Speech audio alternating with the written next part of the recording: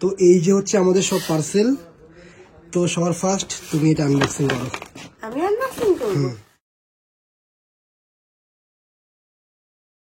Hello everyone, তো আমি তো এখন আছি একটু গৌরবদের বাড়িতে, কারণ আজকে সকালে জিম থেকে ডিরেক্ট আমি ওদের বাড়িতেই চলে এসেছি, কারণ আমাদের আজকে সকাল থেকে একটা ভিডিও শুট করার ছিল। তো এই জাস্ট সেই ভিডিওটা কমপ্লিট হলো, তো সেই কারণে সকাল থেকে এত তাড়াহুড়োই ছিলাম।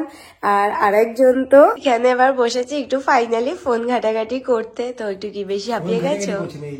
জারার একটা দেখছিলাম, কিছু জিনিস অর্ডার করতে হবে। তো তোমার জারার পার্সেল আজকে আসবে কিন্তু। জানি তো, নতুন কিছু অর্ডার করছি। আমি ভাবছি যে তুমি এত হঠাৎ করে ঝিমিয়ে কেন গেলে, কাজ টাজ কমপ্লিট করে, এখন তো এনার্জেটিক হওয়ার কথা নাকি আজকে ওয়ার্কআউট বেশি হয়ে গেছে তোমার সেই কারণে? আমার ওয়ার্কআউট ঠিকঠাকই হয়েছে, মানে রেগুলারলি যেরকম হয় সেরকমই। বাট ও আজকে যে ওয়ার্কআউট করেছে তোমাদেরকে কি বলবো, মানে ও 1 মাস আগে 2.5 কেজি লিফট করতে পারতো না, আজকে ও 15 কেজিতে বেঞ্চ প্রেস মারছে, মানে এটা একটা হিউজ ব্যাপার। ঠিক আছে সেটা বুঝেছি। তো জিম থেকে যেহেতু ডিরেক্ট আজকে ওদের বাড়িতে চলে এসেছি, তো সেই কারণে না আজকে সেভাবে কিছু খাওয়া দাওয়া হয়নি। আর তারপর আজকে মানডে, আমি তো বাইরে সেরকম কিছু খাবোই না। তো সেই কারণে গৌরব আজকে বললো ও নাকি আমায় লাঞ্চ প্রিপেয়ার করে খাওয়াবে। আর ওর লাঞ্চ মানে তো এই যে ও যে শুকা শুকা খাবারগুলো খায়, তো আজকে আমার সেগুলোই খেতে হবে। থাক বলবো না, তাহলে যদি নাই করে খাওয়ায় তো যাই হোক, ও যাবে এখন লাঞ্চ প্রিপেয়ার করতে, কারণ প্রচুর খিদে পেয়ে গেছে। কতক্ষণ লাগবে তোমার লাঞ্চ বানাতে? 15 মিনিট। Good job. আমি তো কোনো খাবার বানাতে 8 ঘন্টা 40 মিনিট লাগিয়ে দিই। তো লাঞ্চ প্রিপেয়ার করতে থাকো, ততক্ষণ আমি আবার আরেকটা কাজ করব, বেশ ইন্টারেস্টিং একটা কাজ। তো আমি রিসেন্টলিতে অ্যামাজন থেকে পারচেস করেছি আগারোর এই আইকন ব্যাগলেস ভ্যাকুম ক্লিনারটা। এটা দিয়ে এত ইজিলি আর এত সুন্দরভাবে রুমটা ক্লিন হয়ে যায় না, পুরো ডাস্ট ক্লিন করে দেয়। তো সেই কারণে তো আমি এখন এটা দিয়ে পুরো রুমটা ক্লিন করব।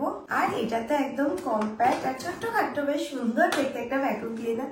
আর তারপর এটার কালার কম্বিনেশনটাও এত দারুণ। আর এই ভ্যাকুম ক্লিনারটার তো দুই সাইডে এরকম দুটো বড় বড় হুইল অ্যাড করা, আর এখানে একটা 360 ডিগ্রি রোটেট হুইলও অ্যাড করা। এটার কারণে তো ক্লিন করার সময় এটাকে মুভ করা খুবই ইজি। আর এই আগারোর ভ্যাকুম ক্লিনারটার আরো একটা বেস্ট পার্ট হচ্ছে এটার কর্ডটা ঠিক এটার পিছনে এখানে দেওয়া, এটাকে টেনে এইভাবে বের করে। আর এই যে এটার মধ্যে আছে হচ্ছে 5 মিটার লম্বা একটা তার, মানে এটাকে দিয়ে যখন আমরা রুম ক্লিন করব, তো ঘরের যে কোনো একটা প্লাগে করলে পুরো রুমটা ক্লিন করতে কোনো সমস্যা হবে না। আর তার থেকেও বেস্ট পার্ট হচ্ছে এটাকে এর ভেতরে আবার ঢুকিয়ে দেওয়া। তো এখানে একটা বাটন দেওয়া, তো এটাকে জাস্ট চেপে ধরো,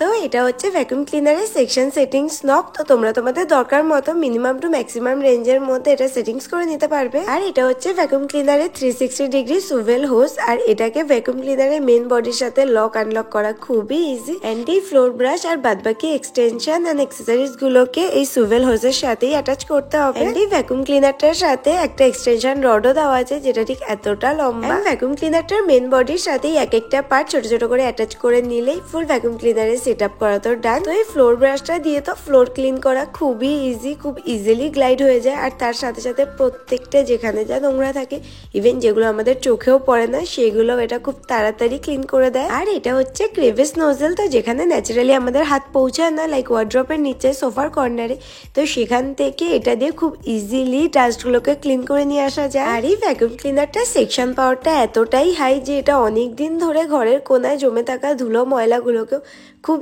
ইজিলি ক্লিন করে নেয়। আর ফ্লোর ক্লিন করার সাথে সাথে এটা দিয়ে তোমরা ব্যালকনি, সোফা, বেড এই সবগুলোই ক্লিন করতে পারবে, আর তাও খুব ইজিলি। তো এই ভ্যাকুম ক্লিনারটার সাথে তো একটা মাল্টিপারপাস ব্রাশও দেওয়া আছে, তো সেটা দিয়েই তো আমি আজকে সোফাটা পুরো ডিপলি ক্লিন করছি।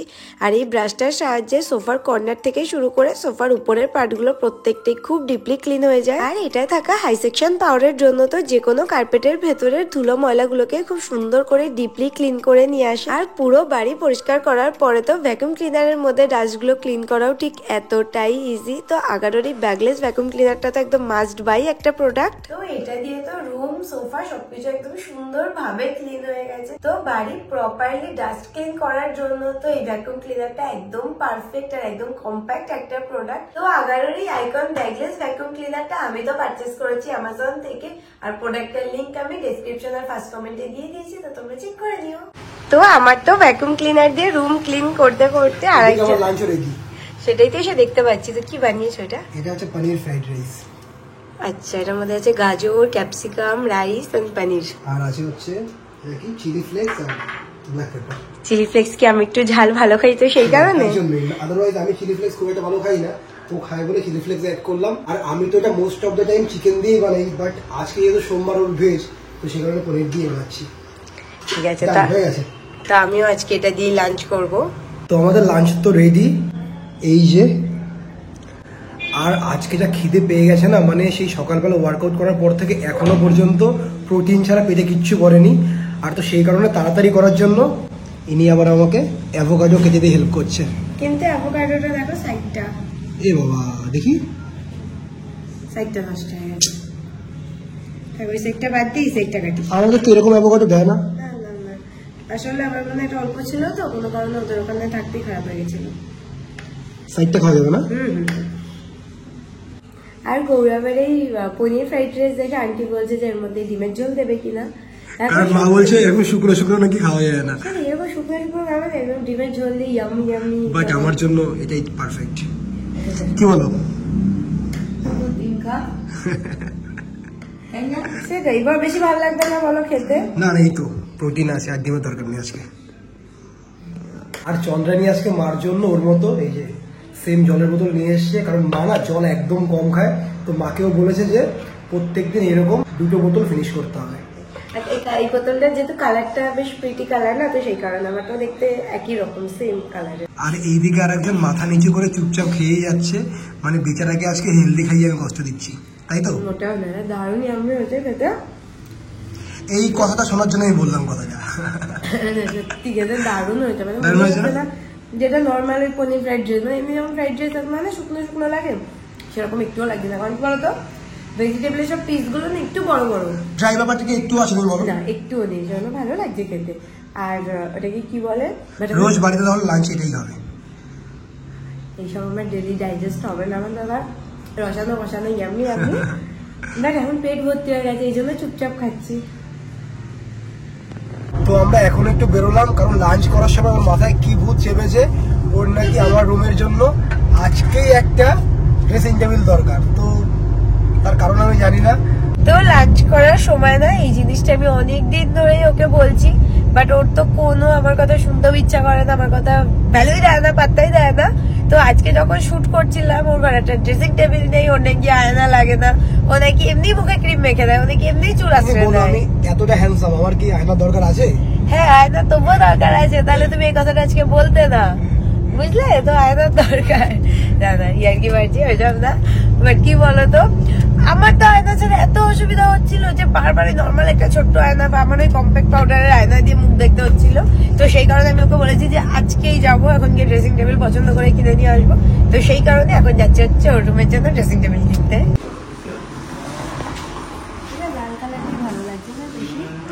অনেকগুলো কালার দেখলাম, তো তার মধ্যে লালটা ভালো লাগছে।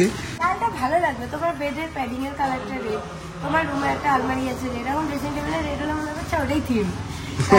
পর্দাটাও রেড কালার, তারপর কার্টেন, আর এখানে এতগুলো ড্রেসিং টেবিলের অপশন।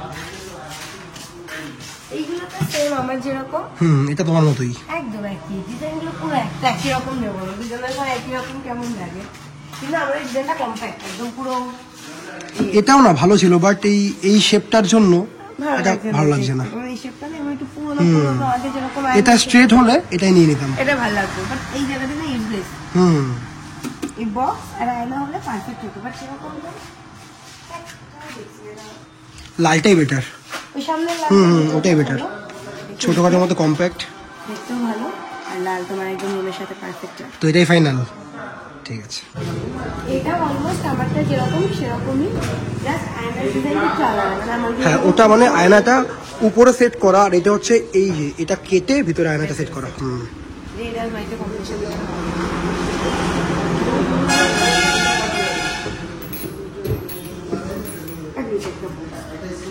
এটা নিয়ে ভালো লাগছে, ঠিক আছে। তো ড্রেসিং টেবিল তো ফাইনাল হয়ে গেল, আর এরকম তো ফার্নিচারের দোকানে আমাদের রেগুলারলি আসা হয় না। আরও অনেকদিন ধরে বলছিল যে একটা বেড সাইড টেবিল নেবে, তো এবার এখন সেটা দেখবো। সেটা এখানে একটা বেডসাইড টেবিল দরকার। আমার এই বেডের পাশে স্টোরেজ বক্সগুলো রাখা তো একদম পুরো ফুল হয়ে গেছে, মানে এখন আর জিনিসপত্র রাখার জায়গা নেই। সেই জন্য ওটাকে সরিয়ে ওখানে আর একটা বেডসাইড টেবিল রাখবো, তো তার মধ্যে এবার আবার জিনিস ভরতে থাকবো। তো দেখি সেটা কয়েকটা অপশন আছে সেগুলো। তো যে কটা এখানে অপশন ছিল না, তার মধ্যে এই কালারটা সবচেয়ে ভালো লাগছিল। এটা তো পুরো ড্রেসিং টেবিলের সাথে ম্যাচ হয়ে যাচ্ছে কালারটা।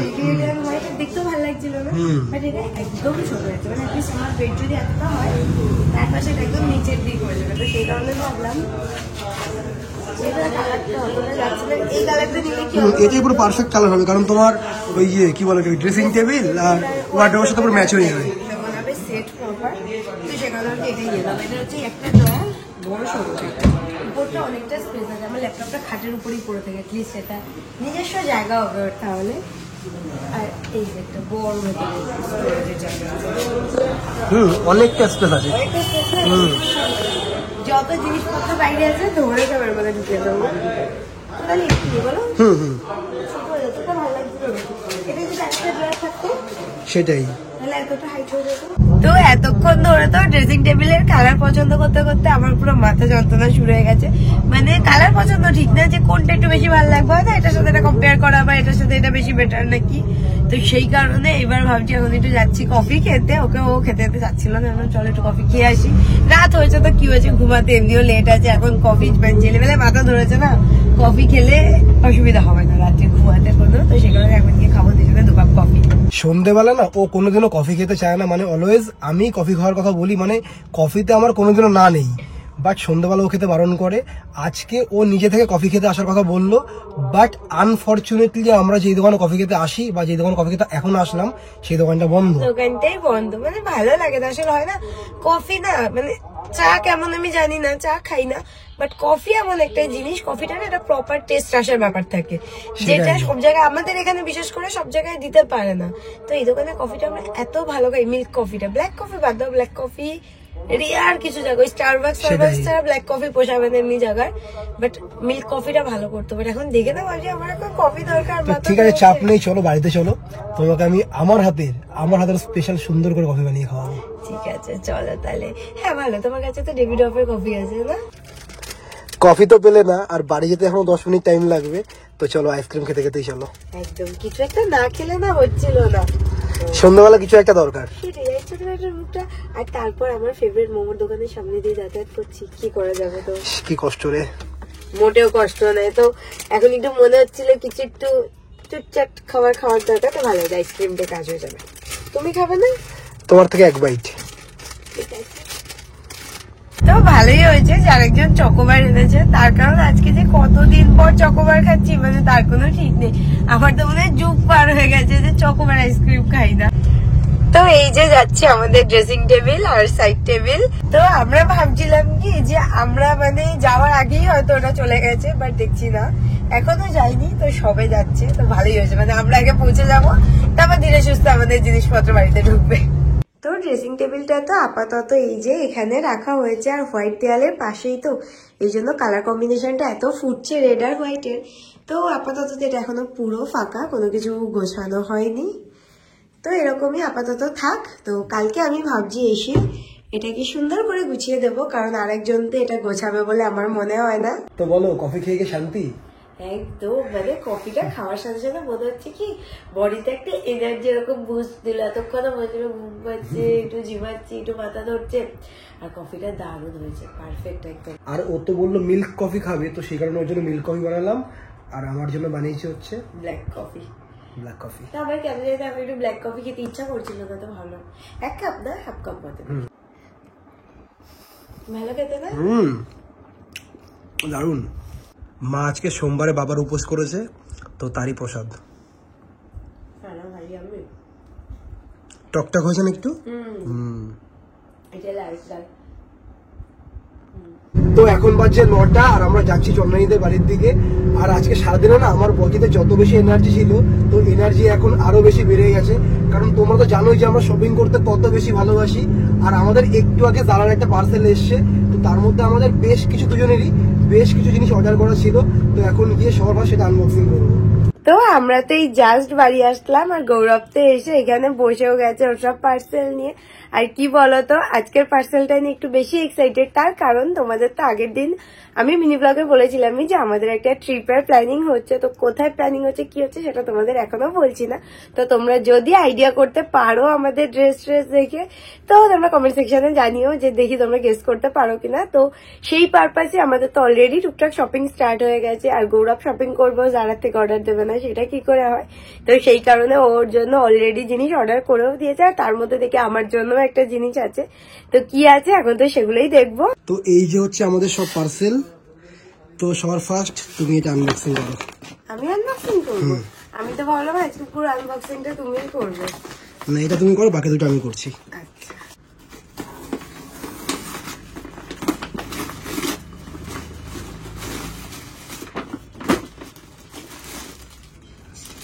এটার মধ্যে কি?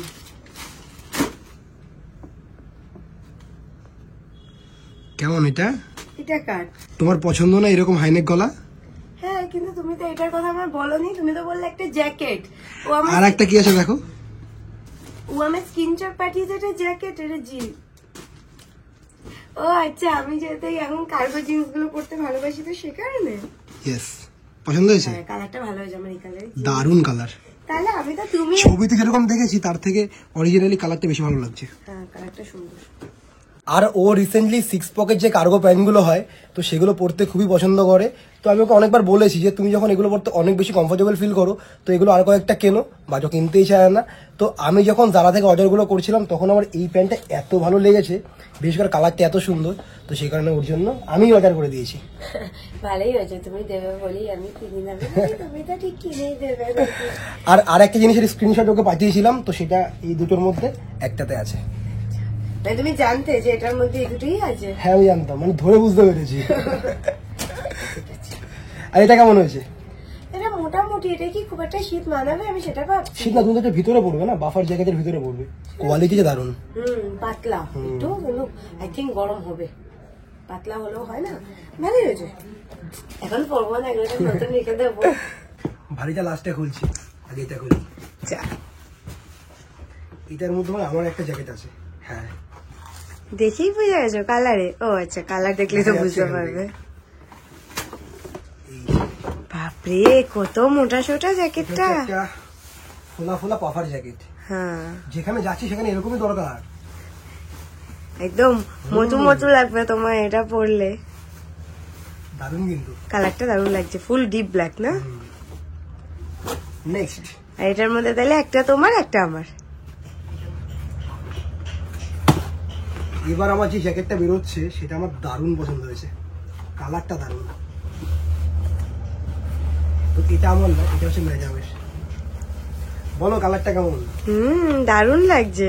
মানে তোমার আর আমার পাফারটা একই রকম। হ্যাঁ, অলমোস্ট সেম, শুধু যে একটু হালকা প্যাটার্ন আলাদা। আমারটা টুপি আছে না? টুপি আছে, আমার টুপি নেই। হ্যাঁ, এইবার হচ্ছে আজকে যতগুলো শপিং করেছি তার মধ্যে আমার সব থেকে পছন্দের জ্যাকেট।